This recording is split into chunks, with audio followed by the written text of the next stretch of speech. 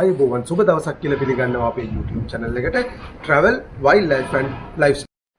අද වීඩියෝ එකකින් අපි ඔයගොල්ලන්ට පෙන්වන්න යන්නේ Toyota vitz එකේ remote key එක ගැන. Toyota vitz එකේ remote key එකේ battery එක dead වෙලා තියෙනවා. දැන් මම ඔයගොල්ලන්ට පෙන්වන්න හදන්නේ මේ key එකට battery එකක් ගෙදරම ඉතාමත්ම අඩු කාලයකදී ඉතා අඩු මුදලකට replace කරගන්නේ කොහොමද කියලා. අපි මුලින්ම බලමු කොහොමද මේ remote එක ගලවලා battery එළියට ගන්න කියලා.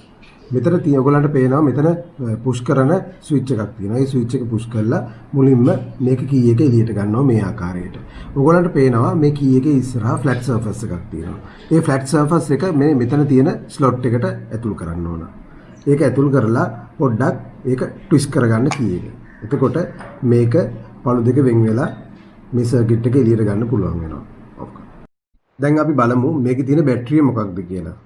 අපි මේ බැටරිය මේ විදිහට පින් එකකින් එළියට පන්න ගන්න ඕනේ. ඊට පස්සේ මේක සාමාන්‍ය හાર્ඩ්වෙයාර් ෂොප් එකකින් හරි ඉලෙක්ට්‍රික් බඩක තියෙන ෂොප් එකකින් හරි අපිට මිලදී ගැනීමේ හැකියාව තියෙනවා මේ බැටරිය. බැටරිය පරීක්ෂා කරාම අපිට දැනගන්න ලැබුණේ ඒක ආයත් වන්නේ CR1632 ලිතියම් වෝල්ට් 3 බැටරියක් විදිහට. එතකොට අපි මේ දැන් මිලදීගෙන අරගෙන තිනවා අලුත් බැටරියක්. අපි බලමු මේක කොහොමද රිප්ලේස් කරන්න කියලා. මේකේ ප්ලස් එක උඩට හිටින්නයි අපි දාන්නේ. දැම්ම.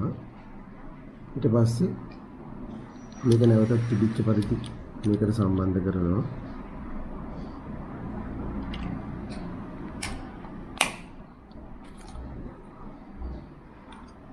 දැන් අපි ගිහින් බලමු මේක හරියට වැඩ කරනවා. දැන් අපි බලමු මේක වැඩ කරනවද කියලා හරියට. අපි දැන් මේක අන්ලොක් කරමු.